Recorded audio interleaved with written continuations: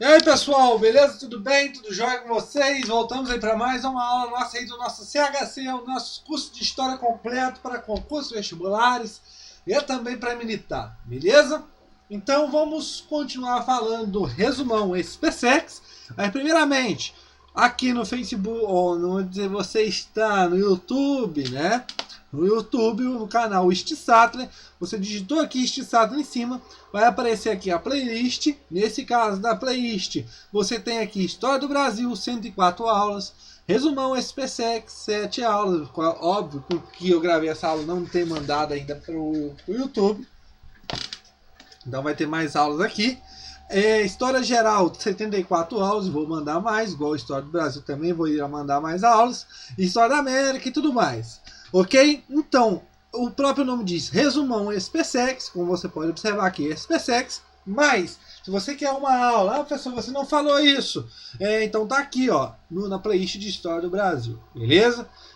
As aulas aqui, tá tudo completo, o conteúdo aqui de História do Brasil, tá bem completo mesmo as aulas, você tem aqui, pessoal, tanta aula aqui, são 104 aulas, mas são 104 aulas de diferentes temas, que eu observei que até mesmo aqui no YouTube você não tem aulas falando sobre isso, beleza?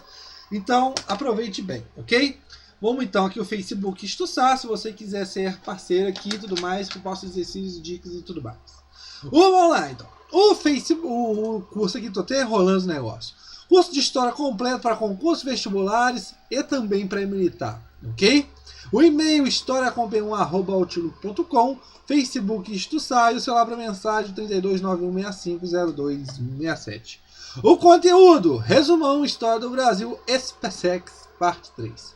Período regencial e segundo reinado. Professor, você tem essas aulas... Eu acabei de falar, meu filho, aqui no YouTube, na playlist de História do Brasil, estou falando uma aula sobre período regencial, estou falando uma aula sobre revoltas regenciais, e se eu não me engano, estou falando uma aula sobre golpe da maioridade. E estou falando não sei quantas aulas sobre segundo reinado. Beleza? Ok, continuando. Porque aqui é um resumão, beleza? Período regencial. Primeira coisa, muito importante, o período regencial estava previsto na Constituição de 1824. Estava assim. Ok, depois disso, o que nós observamos nesse período regencial? Você não tem um monarca como ele é de menor, ele não pode pegar o trono, Pedrinho não pode subir ao trono, então é convocado a regência. É convocada uma regência de última hora. Tem uma regência trina provisória, depois trina permanente e depois passamos para a una, regência una. Ok, está aqui, ó, trina provisória, trina permanente e depois as duas regência una, de Feijó e Araújo Lima. Continuando, a instabilidade, pessoal, nesse período regencial, o que nós observamos é uma grande instabilidade dentro do Brasil nesse período. Por quê? Pessoal, a forma de você não ter um monarca na frente e a ideia de você ter, nesse caso, uma regência trina, onde você vai observar nesse meio ideias sendo confeccionadas, como a ideia dos moderados, a ideia dos liberais, os exaltados, os restauradores. Então você vai observar que em várias partes do Brasil haverá uma instabilidade política. Óbvio que nos locais onde você não teve revoltas provinciais, como no caso, né, nós temos revoltas no Rio Grande do Sul, nós temos revolta na Bahia, revolta no Pará, no Maranhão, então a balaiada, a sabinada, a farroupilha. Então essas revoltas, pessoal, só aconteceram porque a estabilidade, a política daquele local estava instável. Ou seja, uma disputa de pessoas daquela província para chegar ao poder. Óbvio que quando você não tem o monarca na frente, o negócio vira um oba-oba. E há uma instabilidade muito grande. Por quê? Vai pipocar em várias regiões do Brasil revoltas. E essas revoltas vão levar a quase a separação do Brasil em vários países. Tranquilo?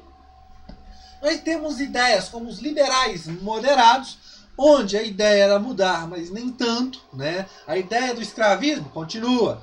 A ideia dos liberais exaltados, que era uma mudança muito mais radical, aqui com a ideia do federalismo, da autonomia para as províncias. Os liberais moderados optavam ainda pela centralização. E os restauradores queriam a volta de quem? A volta de Pedro II, de Pedro I, Dom Pedro I. Só que ele não ia voltar, porque depois ele ia morrer. Mas a maioria desse pessoal eram os liberais moderados.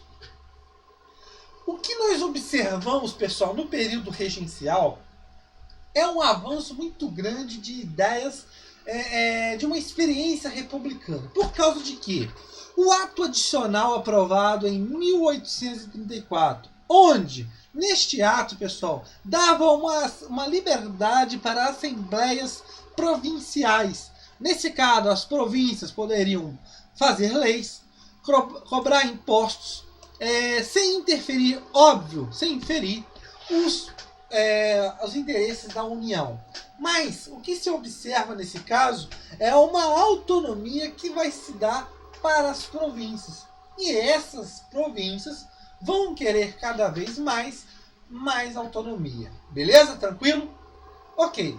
Será criado, óbvio, a Guarda Nacional, que era para combater as revoltas, né, promover a ordem social e ser fiel ao governo.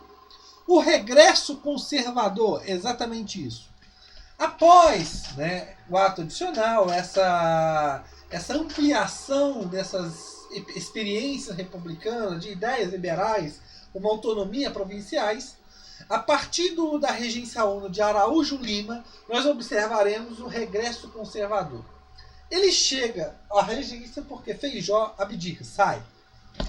E o que Araújo Lima faz? Ele cria uma lei, a Lei de Interpretação do Ato Adicional. Qual que era o objetivo dessa lei? O objetivo da lei era o quê?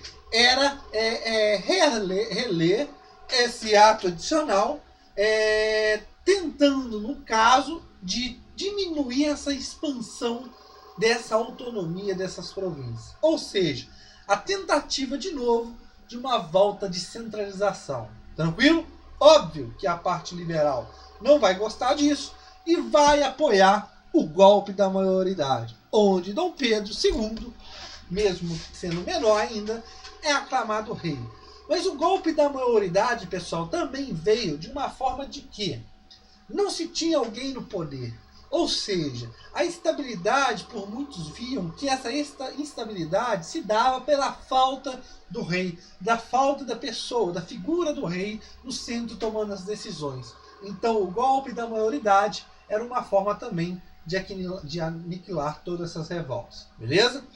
Não vou falar das revoltas provinciais, porque tem uma aula aqui que eu falo especificamente aqui na playlist de História do Brasil sobre revoltas provinciais. Eu aconselho muito você dar uma olhada nessa aula, porque essa aula está bem completa, ok? Continuando, vamos falar sobre Segundo Reinado. Após a subida do imperador, nós observamos, pessoal, o que? Nós observamos o aumento, né, o crescimento de dois ideais. Não é que esses ideais eram tão diferentes, mas em muitas partes esses ideais dos conservadores e liberais se juntavam, né? A ideia de dar poder para o povo, distribuir aquelas coisas, óbvio que esse pessoal se igualavam, se identificavam. Mas tinha algumas coisas como liberdade das províncias, entre outras coisas mais que diferenciavam. Óbvio que você vai ter a ideia dos conservadores e dos liberais. Há uma estabilidade, né, dentro desse segundo reinado, um consentimento de vários historiadores e pesquisadores, que o segundo reinado é um período de grande estabilidade. Ou seja, você não vê grandes revoltas internas. A única que você observa em algumas é a revolta para ele. Tranquilo?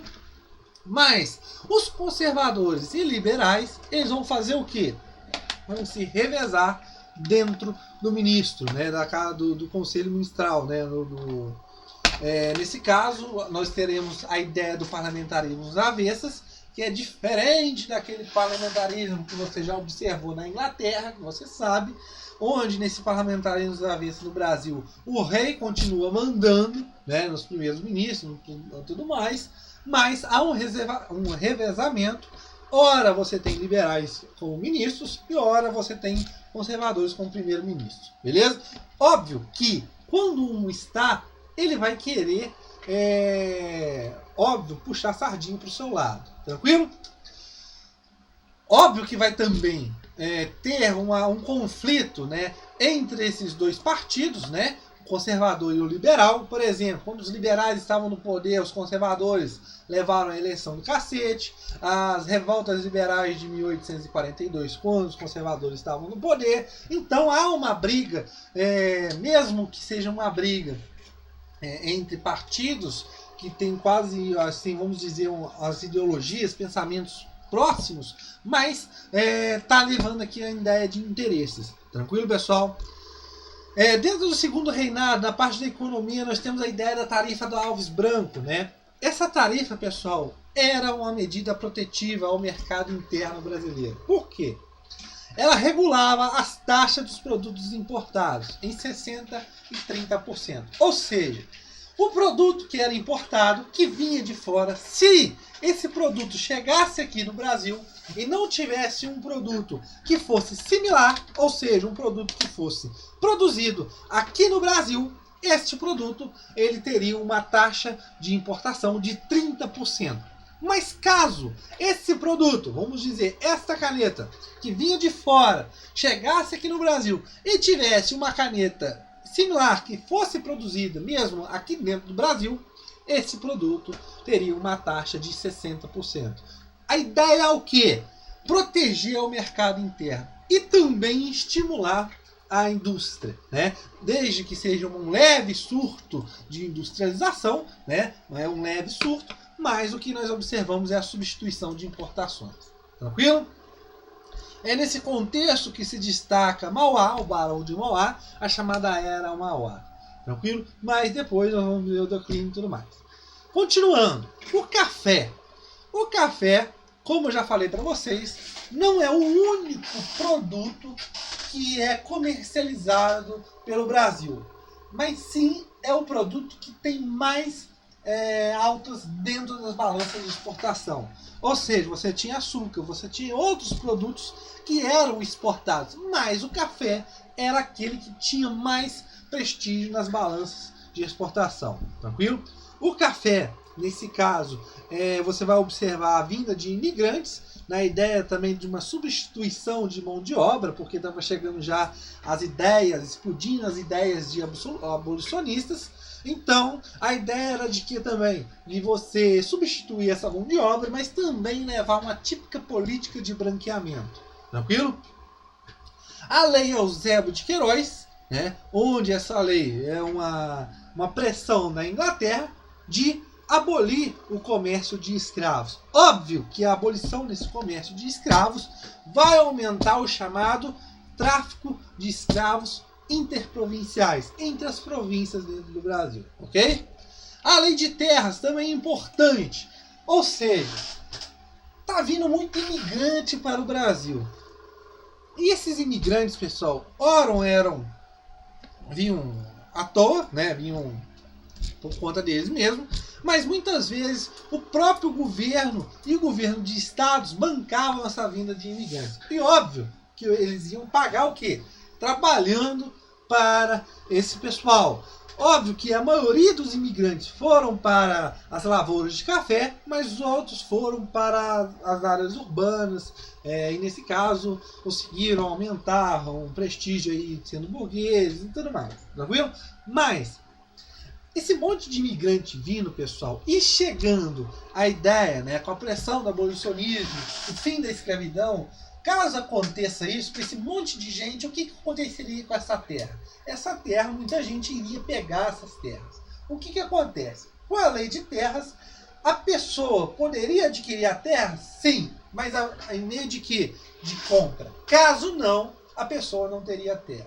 Era uma forma de controlar essa terra e também gerar, nesse caso, até hoje, né, a grande concentração de terra na mão de poucas pessoas. Tranquilo? A crise, né? Óbvio que chegando ao fim do segundo reinado, nós teremos uma crise do segundo reinado, né? Óbvio, né? O próprio nome diz, segundo reinado, crise do segundo reinado. Mas essa crise, pessoal, se dá em áreas diferentes. Por quê? A Guerra do Paraguai. A Guerra do Paraguai foi muito importante. Por quê? Levou também a ideia da questão militar. A ideia, né, de você lutar contra o Paraguai, contra Solano Lopes, né, a ideia de você levar Solano Lopes como o pior cara do mundo, né, teria que banir esse mal. Óbvio que a imprensa brasileira, nesse caso, fazia isso para quê? Para tentar cortar esse mal e ter mais gente para lutar, combater o mal. Mas o que acontece? A luta, né, na Guerra do Paraguai, o Brasil, né, e vários de seus oficiais vão observar o quê? Nossa, eles vão ter contato com países republicanos, vão ver as ideias republicanas e tudo mais, aquelas coisas. E o que vai acontecer? Vai acontecer que essas pessoas vão começar a questionar a monarquia, principalmente o rei. E nesse caso, pessoas também que foram para a guerra e não tiveram os espólios, né, as recompensas que teriam, nesse caso, também vão ir contra. E a questão militar. Os militares começavam a ganhar prestígio. No fim da guerra do Paraguai, pessoal, muitos militares não foram reconhecidos. Ou seja, esses militares queriam uma participação dentro da política. Tranquilo? Nada mais, nada menos que a proclamação da República, né? Os primeiros 2 presidentes da República são o quê? Militares, Deodoro e Floriano. Tranquilo, pessoal? Continuando. A questão religiosa. A ideia do combate entre os maçons e a Igreja Católica, e também a ideia da Lei Áurea, né, a abolição da escravidão. E também os movimentos republicanos que vão começar a aumentar e ganhar mais força, chegando aí ao fim do segundo reinado. Tranquilo, pessoal? Então chegamos aí ao fim da nossa aula. Espero que tenham gostado desse resumão da SPSEX. Qualquer coisa, por favor, assistam aqui na playlist História do Brasil. Valeu, pessoal!